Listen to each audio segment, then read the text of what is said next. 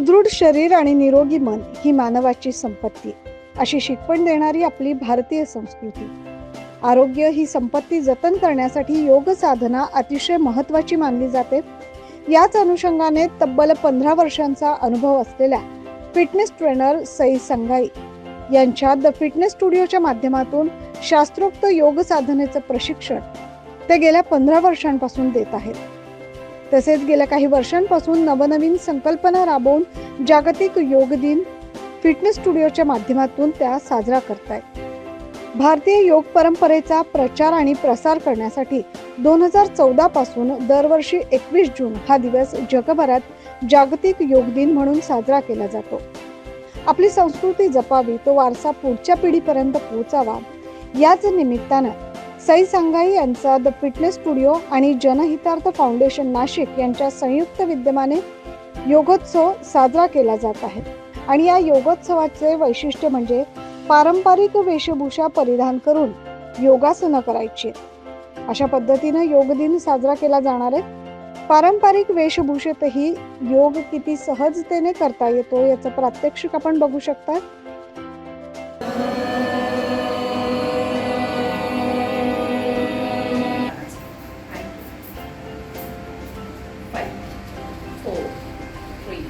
शुक्रवारी 21 जून 2024 रोजी सकाळी 10 वाजता नाशिक शहरातील प्रसाद मंगल कार्यालय येथे जागतिक योग दिनानिमित्त हा अनोखा योगोत्सव साजरा होणार आहे. याविषयी सई संघाई द फिटनेस स्टुडिओच्या संचालिका सई संघाई आणि जनहितार्थ फाउंडेशन नाशिकच्या पदाधिकारी यांनी अधिक माहिती दिली आहे. 21 जून जागतिक योगा दिवस, त्यानिमित्ताने आम्ही हा योगा दिवस साजरा करत आहोत. तर यावेळेसची थीम आम्ही ट्रॅडिशनल ठेवलेली आहे.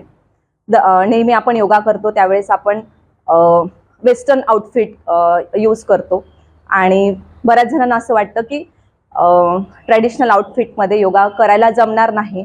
आधी योगा करताना ट्रॅडिशनलच यूज करून योगा करायचे. तर तीच थीम आम्ही परत आणलेली आहे की ट्रॅडिशनल घालून सुद्धा योगा हा तितक्याच कम्फर्टेबली करता येतो.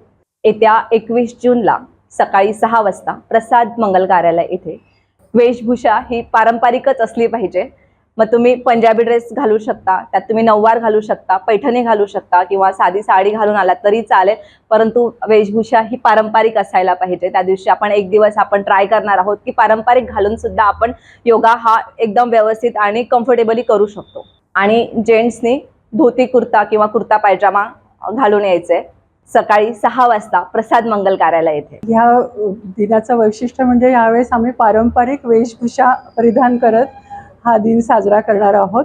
तर नाशिककर, तुम्हाला विनंती आहे की तुम्ही सर्वांनी त्यात नक्की नक्की नक्की सामील व्हायचं आहे. योग केल्याने आम्हाला जसा फायदा झाला तसा तुम्हाला व्हावा. योग ही आपली प्राचीन परंपरा आहे. त्या परंपरेला आज आपण या ठिकाणी आधुनिकतेची जोड देणार आहोत आणि योगशास्त्र सगळ्यांना ज्ञात करून देणार आहोत. आमच्या फिटनेस गुरु सई संघाई यांनी आम्हाला त्या विषयामध्ये आवड निर्माण करून दिलेली आहे. तशीच आवड तुम्हा सर्वांमध्ये निर्माण व्हावी असा एक अत्यंतिक प्रामाणिक असा हेतू आहे. आम्ही 21 जूनला योगा डे सेलिब्रेट करतोय, but that is in a different वे. कारण फिट नहीं रहेगी नारी तो सब पे पडेगी भारी. आणि ह्या वेशात तुम्ही झाशीच्या राणी जर आलात तर आपोआप तो जोश तुमच्यामध्ये येतो. आणि आपली परंपरा आहे की ती आपण जोपासली पाहिजे. आणि मला 2 वर्षापासून सईनी इतकं फिट केलं आहे की मी आता विसरली ऑलमोस्ट की माझा गुडघा दुखतो आहे. आणि जे 30 वर्षाच्या 40 वर्षाच्या लेडीज करतात ते सर्व मी करते. And I am very proud of my guru Sai. The fitness स्टुडिओच्या माध्यमातून सई संघाई यांनी अनेकांचे शरीर सुदृढ आणि निरोगी कसं ठेवावं या संदर्भात मार्गदर्शन केलंय.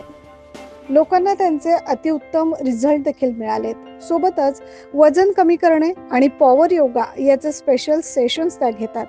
विविध प्रिंट मीडिया आणि इलेक्ट्रॉनिक मीडिया यांच्यासोबत त्यांनी फिटनेस बाबत जनजागृतीपर शेकडो कार्यक्रम राबवलेत.